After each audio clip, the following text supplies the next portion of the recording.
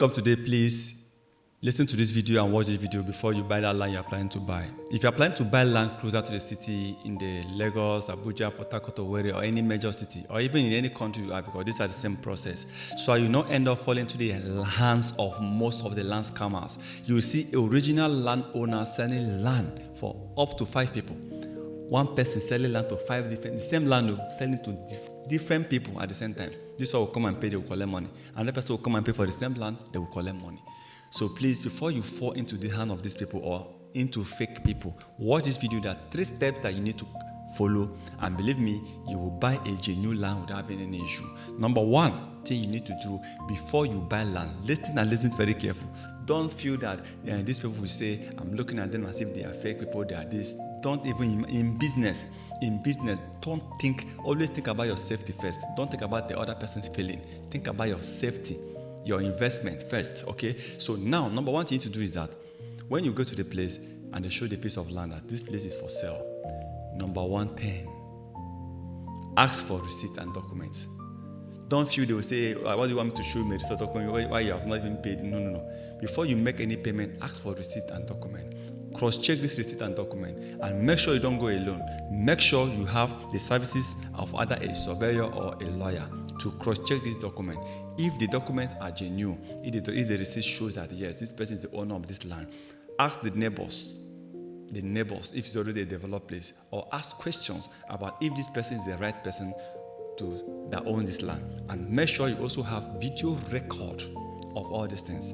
Yes, because most people that once they are fake and they know that they are fake, if you start putting on your camera, you want to start recording them, record everything, they don't like it. You will see they are feeling, the way they will start feeling, they will not feel comfortable. You know that something is fishy, understand? But most times you start videoing everything, that every discussion with them, you see they will be free for you to discuss. Then ask for ID card. Once they show you document, after showing you document, shock them by asking them of the ID card. Be sure that the name on the document tallies with the name on the ID card, that they are the original landowners. And when I'm talking about ID card, I don't mean working ID card. I mean government approved ID card, like voter's card, international passport, national ID card.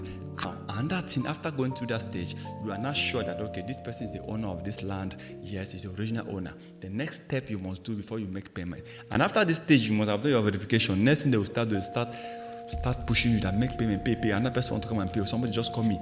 Don't listen to all those things small. They are trying to push you to make payment quickly. Okay, especially if that land is fake or if that land have issue, they must still be the owner, but the land still have issue. So they just want to push you to make payment. They will see them trying to push you to make payments so urgently. Don't fall into that trap. Second thing you need to do is employ the service of the surveyor.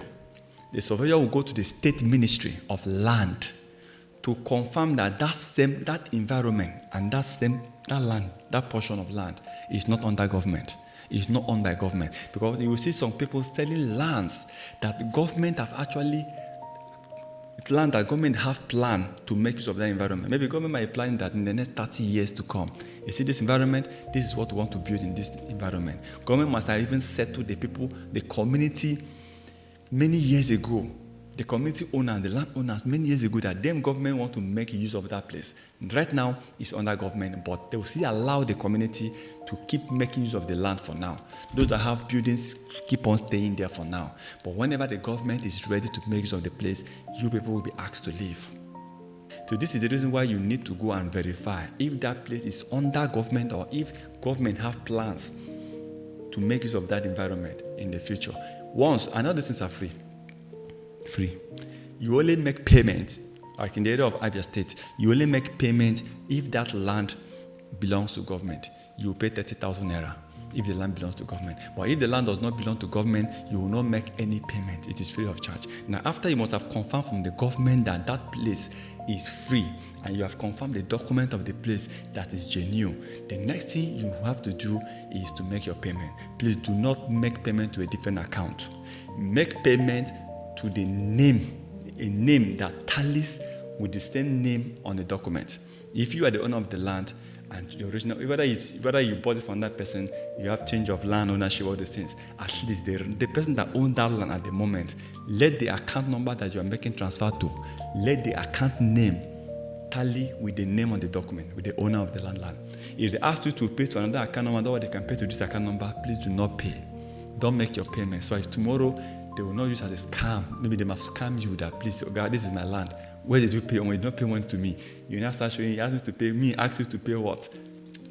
Pay to the account that tallies with the name on the document. Now, once you must have paid for the land, you have verified the document, you have checked the government, it's not owned by the government, you've made your payment and everything. The next thing you should do, very, very important, is for you to now employ the service of a surveyor if you did not make use of one. Or if you make use of one earlier, ask the surveyor to go to the Ministry of Land and register that land under your name.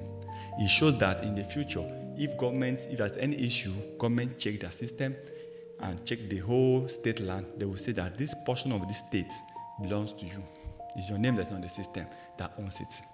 So nobody will be able to come tomorrow to drag with you. And in case that land has already been registered with the ministry under somebody's name before, whom you are buying the land from, then you ask for the person to give you, because once ministry approve the land, and once you want to register the surveyor, the Ministry of Land, they will definitely give you a certificate proving that you are the owner of that land at that moment. So ask that person that is selling the land to you, please, it shows that this land has already been registered on the ministry with your name.